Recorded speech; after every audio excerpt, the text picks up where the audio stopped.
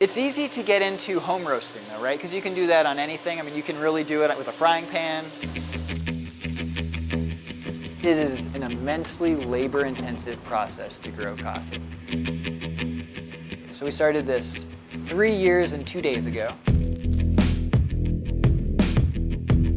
This is the seed of a cherry.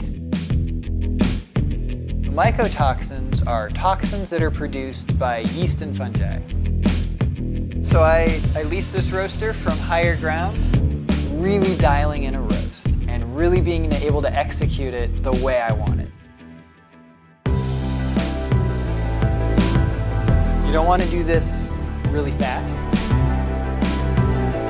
because most of the coffee in the rest of the world is all bred from a tiny handful of beans. My name's Luke Cizik, and I'm the founder and roaster at Lab Notes Coffee. So coffee originated in Ethiopia. It's since been spread, throughout the whole world. But originally, a lot of European countries, I want to say like the Dutch and the French, really started exporting coffee out of Ethiopia into Europe.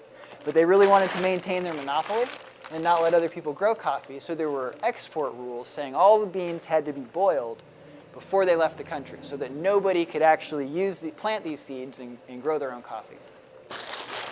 Most of the coffee that's available in countries outside of Africa are all descendants from literally one handful of coffee that a Dutch person smuggled out in the 1500s. I believe it was 1500, somewhere around there. And at the time, doing so, I believe the penalty was death. You could get killed for smuggling out unboiled coffee. It is an immensely labor-intensive process to grow coffee.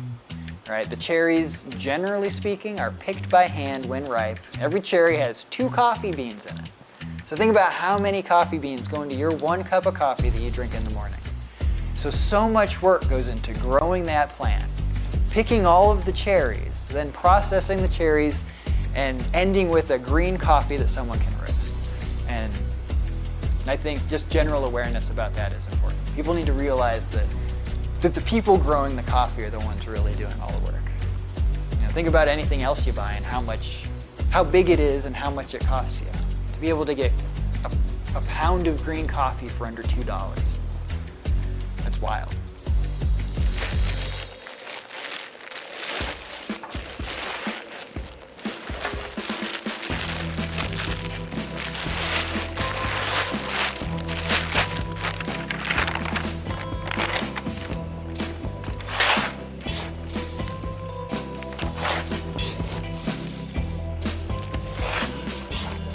This is the seed of a cherry. So there's a whole process for getting the beans out of the cherry.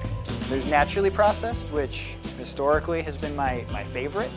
You're less likely to have bad things happen, like the coffee end up with a bunch of mycotoxins. So mycotoxins are toxins that are produced by yeast and fungi. Some of the stated effects of those include things like jitteriness, stuff that people actually attribute to caffeine. And these are things that are going to be more prominent in those cheaper coffees, right? Where they really are not processed well in terms of what happens after harvesting. They're not good for your body. They don't make you feel good. They don't add to your coffee drinking experience. It's the type of coffee where you drink a lot of it and it makes you feel kind of tired and you wonder what's wrong with this coffee. And then 6 hours later, you're like, oh yeah, I'm awake and I'm not going to be able to sleep tonight. Guess there was caffeine in there after all. But the way you feel right out of the gate is, I believe, a good indicator of whether or not mycotoxins are present. I sort of feel like coffee right now is going through what beer did, a decade or a few decades ago. I feel like there's always more room.